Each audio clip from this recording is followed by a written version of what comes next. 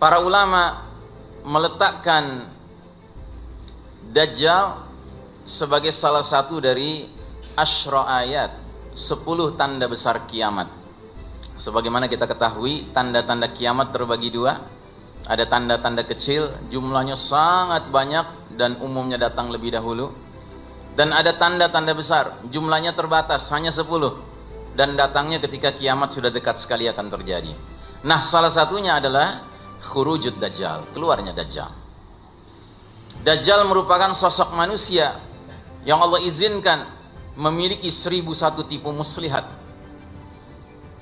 Dan Dajjal ketika sudah keluar nanti, dia akan memasuki semua kampung, semua negeri, kecuali 4 tempat tidak bisa dia masuki, yaitu kota Mekah, kota Madinah, Masjid Al-Aqsa, dan Masjid At-Tur.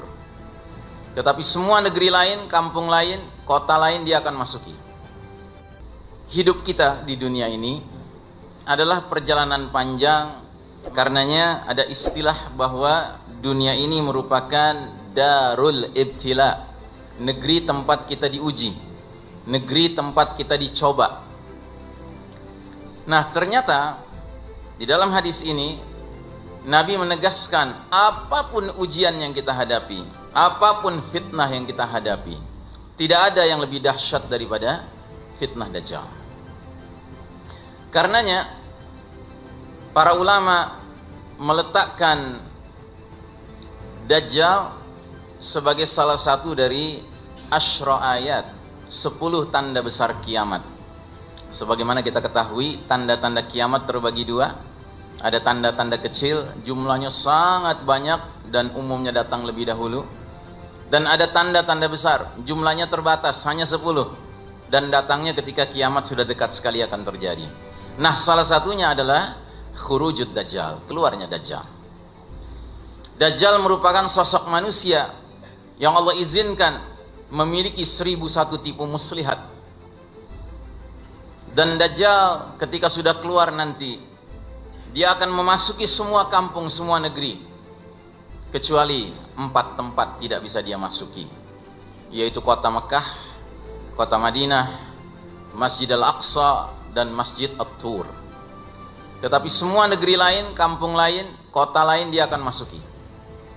Dan dalam satu riwayat dijelaskan, ketika Dajjal masuk ke satu kampung, kemudian penduduk kampung ini adalah orang-orang kafir, atau ada orang muslim tetapi muslim yang tidak pernah berbuat kebaikan, maksiat terus kerjanya. Begitu dia datang, Dajjal akan mengumumkan di hadapan penduduk kampung itu, "Ana rabbukum, aku Rabb kalian."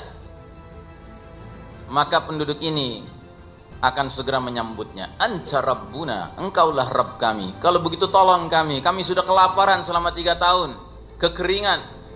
Maka kata Dajjal, "Hai langit, turunkan hujan." Turunlah hujan, padahal sudah lama tidak turun hujan. "Hai bumi, keluarkan tumbuh-tumbuhanmu." Maka keluarlah tumbuh-tumbuhan dengan subur dari bumi. Semua ini tentu atas izin Allah Ta'ala. Sehingga hewan ternak dari kaum musyrik penyembah Dajjal ini menjadi gemuk-gemuk, susunya banyak. Dajjal memberikan surga kepada penduduk kampung ini. Adapun Dajjal masuk ke kampung yang lain, kampung ini isinya orang-orang mukmin dan berimannya dengan sebenar-benarnya iman. Ketika Dajjal mengumumkan, "Ana rabbukum," mereka akan menjawab, "Rabbunallah, Rabb kami adalah Allah." "Anta al-Masihud Dajjal," kamu ini adalah sang pendusta Dajjal. Maka Dajjal marah. Dia katakan kepada langit, "Hai langit, jangan turunkan hujanmu." Maka langit pun tidak menurunkan hujan, padahal sudah 3 tahun tidak turun hujan. "Hai bumi, jangan keluarkan tumbuh-tumbuhanmu." Sehingga menjadi kering kerontang. Memang sudah lama tidak keluar tumbuh-tumbuhan dari tanah itu. Akhirnya hewan ternak orang-orang beriman ini bermatian bergelimpangan. Dajjal memberikan neraka kepada mereka. Saudaraku rahimakumullah, ini baru segelintir di antara tipu daya Dajjal. Namun dalam hadis yang lain, riwayat Imam Ahmad, suatu ketika sahabat Abu Dzar Al-Ghifari radhiyallahu an sedang berjalan berdua dengan Nabi. Tiba-tiba Nabi bersabda, la ghairud dajjal akhwafuni ala ummati. Sungguh ada selain Dajjal yang lebih kutakuti menimpa umatku. Terkejutlah Abu Dzar radhiyallahu an mendengar hadis ini. Karena Abu Dzar pun mendengar hadis yang pertama, di mana Nabi mengatakan sepanjang sejarah Bani Adam tidak ada ujian lebih dahsyat daripada fitnah Dajjal.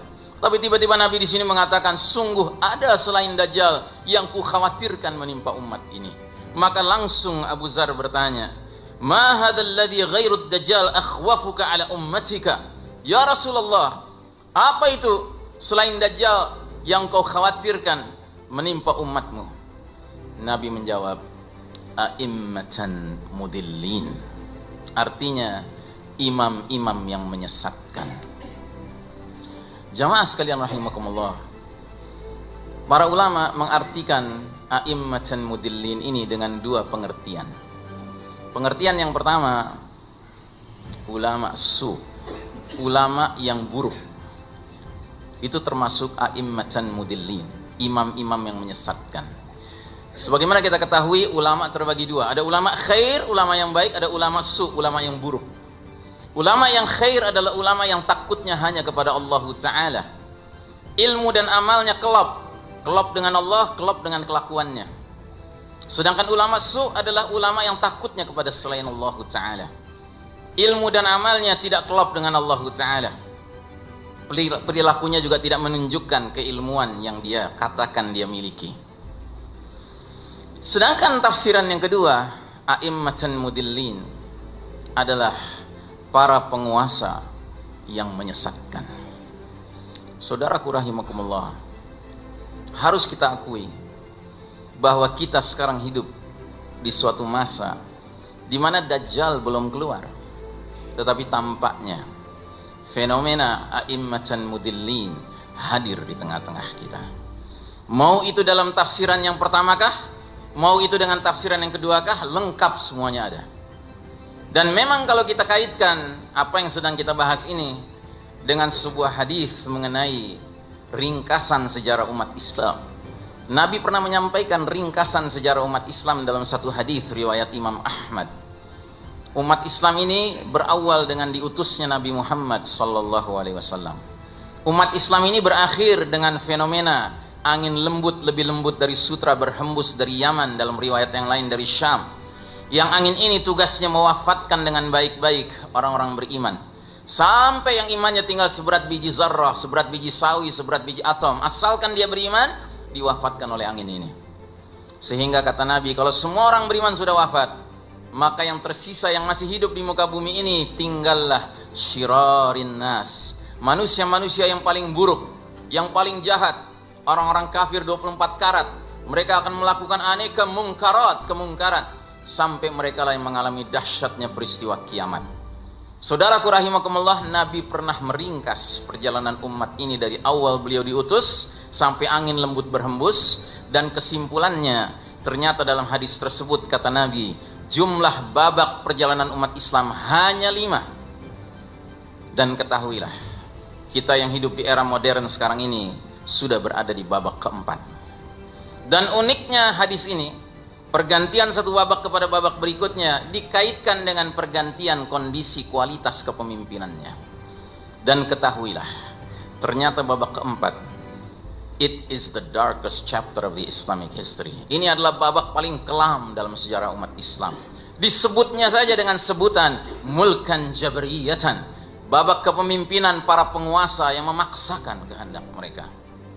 Saudaraku rahimakumullah, di babak inilah kita sadar tidak sadar, seharusnya sadar, bahwa bermunculanlah a'immatan mudillin, para imam-imam yang menyesatkan itu. Kita menyaksikan di babak keempat ini, kehendak Allah dan Rasulnya disingkirkan, dan bermunculanlah para penguasa yang memaksakan kehendak mereka, baik individual maupun kolektif.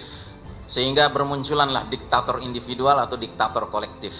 Tapi yang pasti bukan kehendak Allah dan Rasulnya yang ditegakkan. Lain halnya dengan babak pertama. Babak pertama Nabi Muhammad sallallahu alaihi wasallam yang memimpin umat ini, kehendak Allah dan Rasulnya tentunya tegak. Di babak kedua juga demikian. Kehendak Allah Rasulnya masih tegak karena para pemimpinnya adalah khulafaur rasyidin. Khalifah-khalifah yang lempeng, yang lurus, yang jujur, yang adil, yang bijaksana, yang nyunnah, yang istiqamah. Bahkan di babak ketiga pun masih demikian. Di babak ketiga, sistem yang diberlakukan masih menjadikan Allah dan Rasulnya alias kitabullah dan sunnah sebagai sumber nilai, sumber norma, sumber hukum satu-satunya. Kadang-kadang umat Islam punya khalifah yang adil, kadang-kadang umat Islam punya khalifah yang zalim. Itu di babak ketiga.